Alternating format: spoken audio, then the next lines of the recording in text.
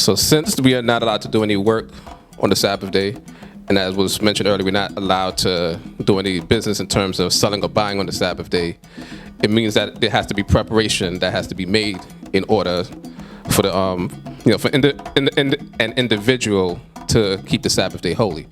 So, the general practice is that before sundown, or before the evening comes in, which will begin the Sabbath day, that any food preparation has to be done before then. If anybody has any type of business, they would have to shut down, of course, by sundown. Even when it comes to how we prepare our clothes, because we have to also bear in mind that whether it's ironing and things like that for clothes preparation, those would be considered forms of work. So we have to make sure that we prepare all of that before sundown, before the Sabbath day comes in. So once again, being that we're not allowed to cook on the Sabbath day, we're not allowed to do any work, any personal activity. And also, when we read in the book of Isaiah, it mentions that not only we're not allowed to follow our own pleasures, which is often some books translate as business, but we're not allowed to speak of it as well. So we also have to bear in mind that, what we're prohibited from doing is not just physical, but also in our speech.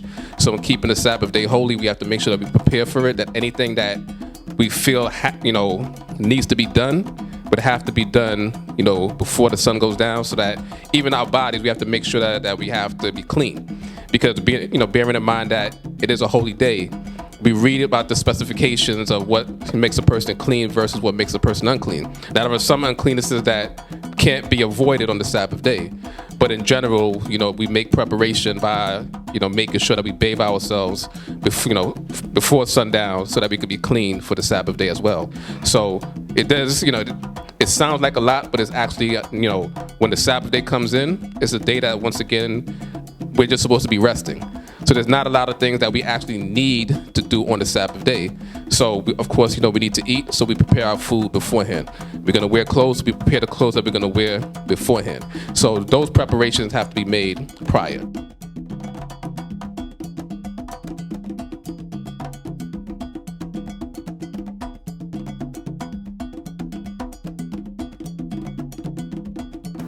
That's a great question, because the reality is that when we read our King James Version in the English, what ends up happening is that we look at that word rest and we automatically think it means sleep, as opposed to the word Sabbath meaning to cease.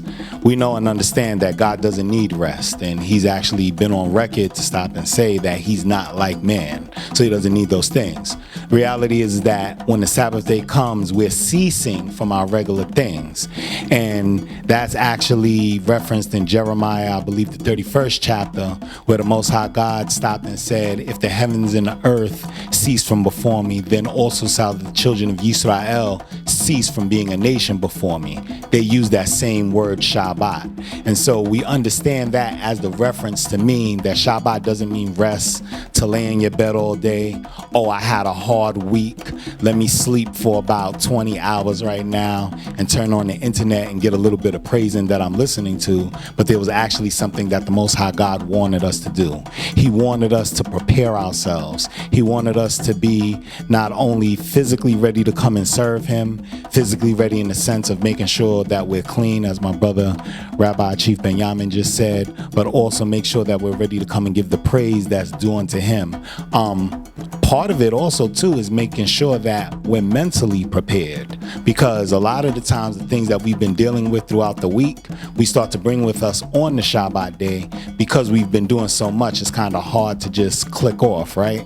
So what we have to do is we have to stop, ensure that we have our mindset to what we're going to speak about, what we're going to talk about, the things that we're going to discuss, and how we're going to give proper praise to him. That's why we recite certain of the Psalms. That's why when the Shabbat comes in, we often recite the 92nd Psalm. When we read it, it says it's the Psalm of the Shabbat day, and the different things that we do in scriptures to sit down and discuss, so that we understand that as the day comes, it's not just about resting. It's not just about taking time for myself, but there's a job that every citizen of the nation of Israel has to perform in giving honor and praise to the Most High God.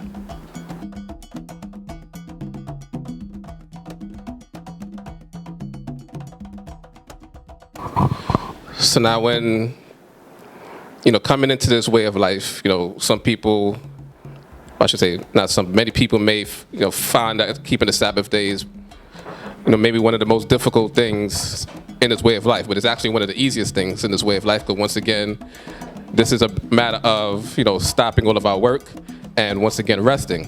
So when it comes to, preparing yourself, whether it's the first time or the first, few Sabbaths you're keeping, it's just a matter of having the proper mindset, having that zeal for the Most High God, knowing that the Sabbath day is something that He's commanding.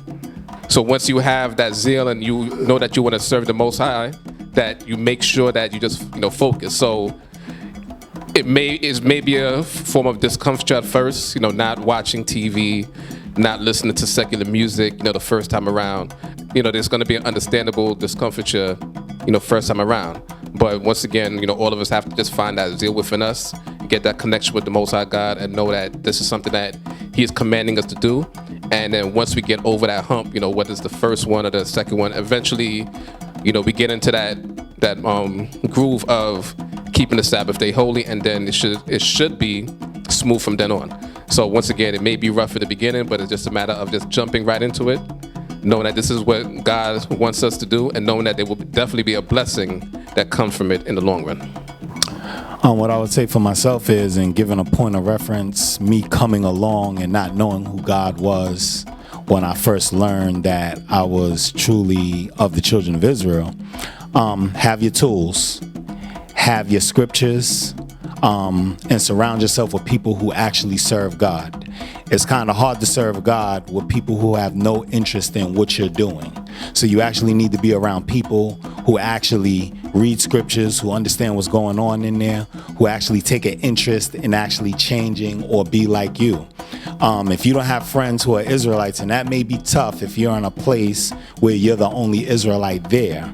But fortunately enough for myself, when I was coming along, I actually had a group of friends who were learning at the same time that I was learning. So we actually sat down, we discussed different scriptures. We stopped and talked about what different scriptures meant to us, what we heard our teachers talking about.